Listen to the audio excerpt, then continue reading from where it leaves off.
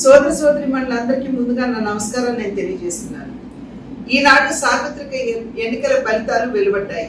నేను ఆంధ్ర రాష్ట్ర ప్రజలకి హృదయపూర్వకంగా నా ధన్యవాదాలు నేను తెలియజేయదలుచుకున్నాను.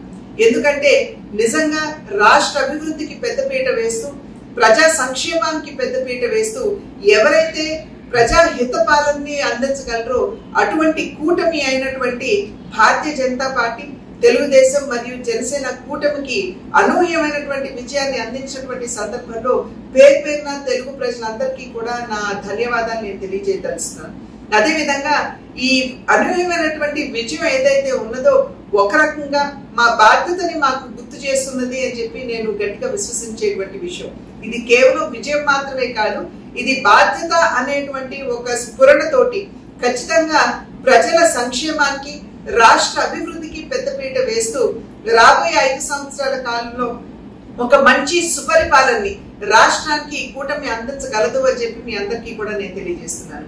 అదే విధంగా రాజమహేంద్రం వంటి ఒక మంచి పార్లమెంట్ నియోజకవర్గానికి నన్ను అభ్యర్థిగా ఎంపిక చేసి నాకు ఇక్కడ పోటీ చేసేటువంటి అవకాశం ఇచ్చినటువంటి భారతీయ జనతా పార్టీ జాతీయ నాయకత్వానికి కూడా నేను హృదయపూర్వక ధన్యవాదాలు నేను తెలియజేస్తున్నాను.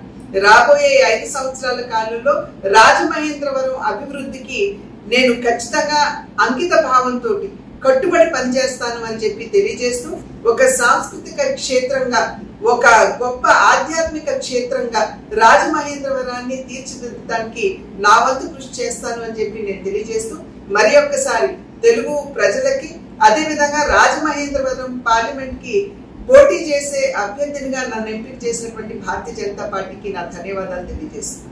సోదర సోదరీమణులందరికీ ముందుగా నా నమస్కారం నేను తెలియజేస్తున్నాను. ఈనాడు సార్వత్రిక ఎన్నికల ఫలితాలు వెలువడ్డాయి. నేను ఆంధ్ర రాష్ట్ర ప్రజలకి హృదయపూర్వకంగా నా ధన్యవాదాలు నేను తెలియజేయదలుచుకున్నాను. ఎందుకంటే నిజంగా రాష్ట్ర అభివృద్ధికి పెద్దపీట వేస్తూ, ప్రజా సంక్షేమానికి పెద్దపీట వేస్తూ ఎవరైతే ప్రజా హిత పాలనని అందించగలరో అటువంటి కూటమి అయినటువంటి భారతీయ జనతా పార్టీ, తెలుగుదేశం మరియు జనసేన కూటమికి అనూహ్యమైనటువంటి విజయాన్ని అందించినటువంటి సందర్భంలో పేరు పేరున తెలుగు ప్రజలందరికీ కూడా నా ధన్యవాదాలు నేను తెలియజేయదలుచున్నాను. అదేవిధంగా ఈ అనూహ్యమైనటువంటి విజయం ఏదైతే ఉన్నదో ఒక రకంగా మా బాధ్యతని మాకు గుర్తు చేస్తున్నది అని చెప్పి నేను గట్టిగా విశ్వసించేటువంటి విషయం.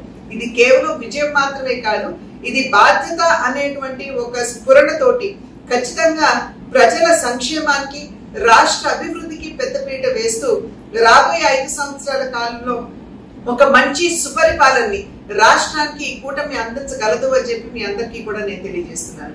అదే విధంగా రాజమహేంద్రం వంటి ఒక మంచి పార్లమెంట్ నియోజకవర్గానికి నన్ను అభ్యర్థిగా ఎంపిక చేసి నాకు ఇక్కడ పోటీ చేసేటువంటి అవకాశం ఇచ్చినటువంటి భారతీయ జనతా పార్టీ జాతీయ నాయకత్వానికి కూడా నేను హృదయపూర్వక ధన్యవాదాలు నేను తెలియజేస్తున్నాను. రాబోయే 5 సంవత్సరాల కాలంలో రాజమహేంద్రవరం అభివృద్ధికి నేను ఖచ్చితంగా అంకిత భావంతో కట్టుబడి పనిచేస్తాను అని చెప్పి తెలియజేస్తూ, ఒక సాంస్కృతిక క్షేత్రంగా, ఒక గొప్ప ఆధ్యాత్మిక క్షేత్రంగా రాజమహేంద్రవరాన్ని తీర్చిదిద్దడానికి నా వంతు కృషి చేస్తాను అని చెప్పి నేను తెలియజేస్తూ, మరి ఒక్కసారి తెలుగు ప్రజలకి, అదే విధంగా రాజమహేంద్రవరం పార్లమెంట్ కి పోటీ చేసే అభ్యర్థినిగా నన్ను ఎంపిక చేసినటువంటి భారతీయ జనతా పార్టీకి నా ధన్యవాదాలు తెలియజేస్తున్నాను.